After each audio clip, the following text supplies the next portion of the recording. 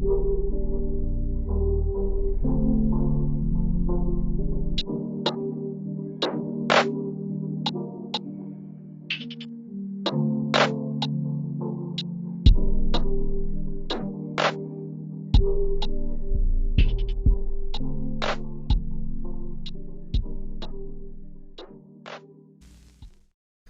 now let's move on to the other series involving an Atlantic team, and that's the Carolina Hurricanes versus the big bad Boston Bruins. This is a spicy series. This is spicy, and I think we can all admit that it's going to be a close one, but I was looking, and the Hurricanes lead the season series 3-0. Wow.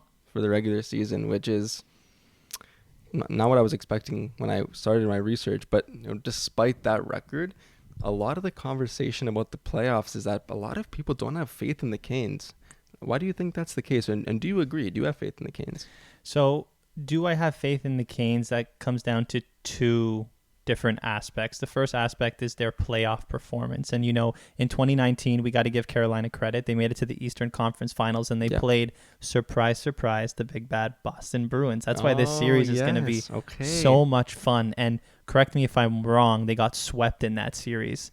Yeah, it wasn't very close. I can't remember exactly, but I don't remember it being very close. Yeah, so when you ask me, do I have confidence in the Carolina Hurricanes, the answer to that question is yes, because they've shown that they can win playoff series. And, they didn't just win a first-round matchup. They won a second-round matchup to a pretty good team and then just got beat by a team that ended up taking St. Louis to 7 games in that 2019 finals. The second aspect of whether I have confidence in Carolina comes down to their goaltending. And Leaf fans have a lot of experience with Freddie Anderson in the net. But Freddie Anderson is hurt. I checked earlier today on RotoWire, and Freddie Anderson is currently not skating. I think he might be ruled out for the first series. And that's tough. Even if he comes back Game 5 or Game 6, Carolina has to play at least 5 to 6 games with Antti Raanta in net. When we look at Antti Raanta in the playoffs, he has a 3.59 goals against average and an .846 save percentage in 5 games. And Antti Raanta got hurt last week too, and he came back, and he's as much as he's a Band-Aid. He's a walking Band-Aid. He gets hurt all the time. He can't string games together. That's really unfortunate because he's a really talented goalie. But without Freddie, you're gonna have to ride a potentially guy who Antti Raanta can get injured at any moment, and then you're left with the rookie Pyotr Kochetkov. I probably butchered the hell out of that, but that's why I'm doing my best here.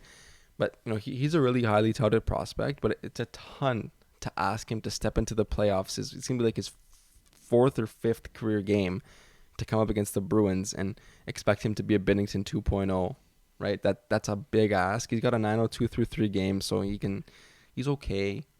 Maybe he gets hot. I think they have to hope for that if Raanta gets hurt, but I think goaltending is going to be a real sticking point in this series. Yeah, and let's give Carolina goaltending credit. Correct me if I'm wrong. They just clinched the Jennings Trophy, which is the best goals against average combined for a goalie tandem. For two, and he has played a handful of games. He's played 28 games this season with a .912 save percentage and a goals against of 2.45.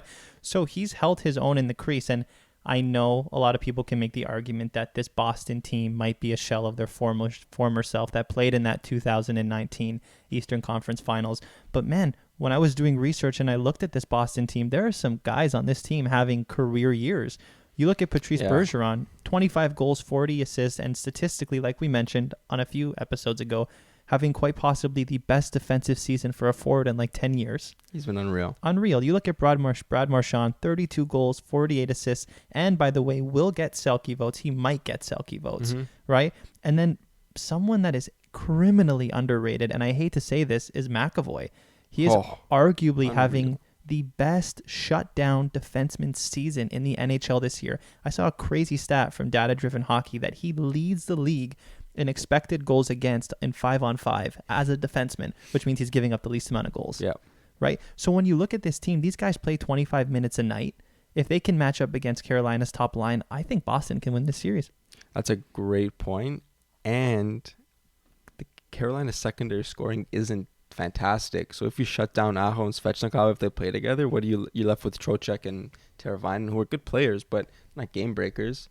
That'll be really, really tough for them if they don't get that scoring, if Bergeron shuts them down. And talking about defense, and I want to quickly go back to goaltending for a second. right? So the Canes have been getting a lot of credit for how good they are defensively, and they should be. They're second in goals against, but they're 15th in expected goals against, so just middle of the pack. And so when I read that, what this means to me is that their goalies have been saving a lot more goals than they should be. They have a really high goals saved above expected. And with Freddie out, Freddie's been carrying that load. With Freddie out, that kind of adds on to that point. And when we look at the Bruins are fourth in goals against, but they're first in expected goals against. And just as you said, they're so solid defensively. And I mean, it's going to be really difficult for Carolina without being able to rely on their goalies to find a way in this series. But I think it's going to be a good one.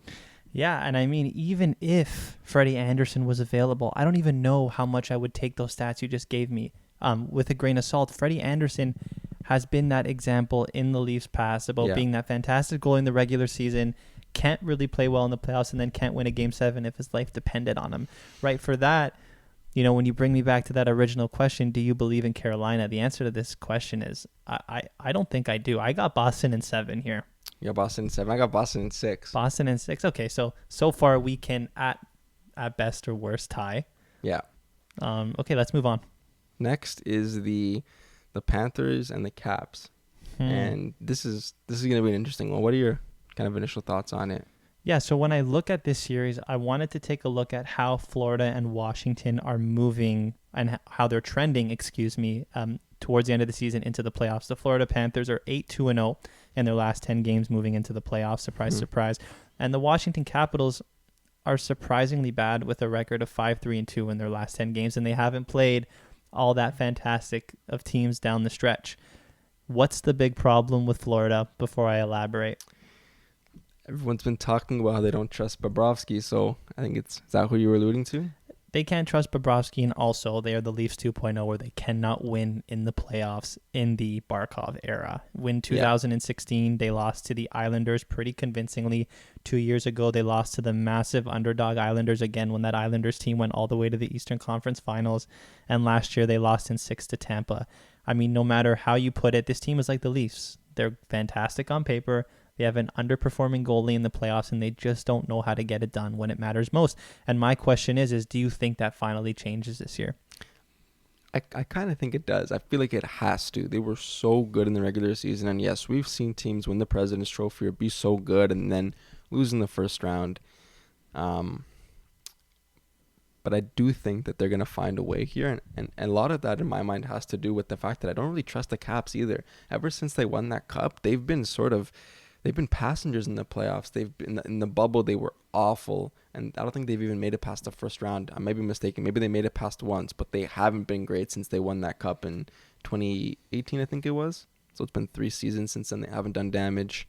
I'm not too sure about the Caps anymore. Yeah, but you know what? Give Washington credit. Like you said, they have been passengers in the playoffs, but that core since 2018 hasn't changed much. They've just aged, like we've alluded to when we were speaking off camera quickly before this.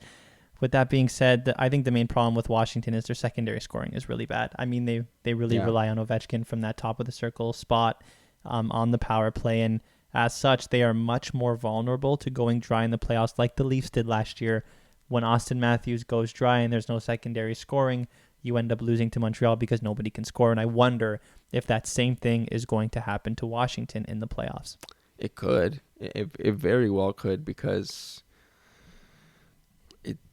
You're right. If you have a guy who can shut down like Barkov, and we talked about it a couple episodes when they acquired Giroux, people don't recognize, or maybe it's not spoken enough about enough, that Giroux is a quality defensive forward. Him and Barkov playing together, if you match them up against Backstrom Ovi or Kuznetsov Ovi, again you're going to be asking secondary scorers to carry the burden, and they haven't necessarily shown that they can do that in the past few years. True. All right, so prediction time. Who do you got, Washington or Florida? Like I alluded to this, I think the Panthers got this one. I think the Panthers actually take it in 6. In 6? Okay, cool. In my opinion, if Sergei Bobrovsky gives them average goaltending, I think they got it in 5. But, if I had to put money on it, I would also take Florida in 6. All right. We're on the same page so far. Great minds think alike. Let's see if it changes with this last series in the Eastern Conference. the Rangers and the Penguins. Yeah, so this is one that I can't really wrap my head around, and I'd be very interested to hear what you have to say. Yeah, so the Rangers lead this series 3-1. They seem to have had the Penguins' number all year. And if you remember the last game that these guys played against each other, Shesterkin was waving bye-bye to Malkin and the rest of his That's crew. right. That just puts a little bit of extra spice on this series. I'm excited to see how it plays out. But with that being said, I hated on the Rangers a little bit earlier in the year. And I'm still not fully convinced, and I'm going to get to that later. But I do think they take this series. And I hate to say that because I hate betting against Sid. And Sid could easily go on one of his crazy streaks and prove me wrong. And I wouldn't be upset to be wrong in that case. But I think the real issue for the Penguins is Jari being out week to week with his foot injury. It doesn't look like he's going to be able to play in this first round matchup. And as you alluded to with Freddie Anderson, if he does come back, it's going to be for a couple of games and he won't be 100%, which is unideal. And so what that means is that they're going to have to ride with Casey DeSmith. Casey DeSmith has actually had a .914 save percentage this year, which is better than I thought it was going to be. But I think when you kind of think about it, or when you look a little bit deeper in the stats, and this is one that really sort of moves the needle for me, that Tristan Jarry ranks 11th in goals saved above expected per 60 among goalies that have played at least 20 games. DeSmith, in that same category, ranks 34th, and he has a negative goals saved above expected per 60. So, yes, that .914 save percentage does look good, but when you dig a little bit deeper, things start to get a little bit less convincing, let's say. And so I'll take it one step further. We talked about how the Penguins are already at a disadvantage in goal because no Jari. Well, who's on the other end? Who's in the other crease? Big bad Igor. Big bad Igor. He is having one of the most dominant seasons we've seen out of a goalie. Is it fair to say in this millennium? Like For in sure. 2000s? He's Without been a doubt. unbelievable. He leads the league in pretty much all of the main goaltending categories, save percentage and goal save above expected included. I think that he's the key to this, not only this series, but he's the key to any playoff run that they go on. So going back to what you said, is Tristan Jarry for sure out for this entire series? So last I checked, when he got hurt, he was out week to week. I think he got hurt sometime last week. So I would say I'm pretty confident saying he's probably going to miss at least half the series, at least in my mind. And that's enough to make a difference. Yeah, and I mean, with that being said, too, moving into the postseason, the Pittsburgh Penguins are 5-4-1, and we start to wonder whether the juice in this core is running out. And I mean, to answer your question, the answer might be yes. This team has not looked good over the last 20 games. They've been riddled with injuries, riddled with suspensions. Brian Rust is almost being put on that third line now, taken off the first-line power play. Nothing is clicking for that team. But, for the purposes of not only nostalgia, maybe I'm betting here a little bit with my heart, I do think this Penguins team turns it around, and I do think that the Penguins win this series in 7. Wow. Who are you taking?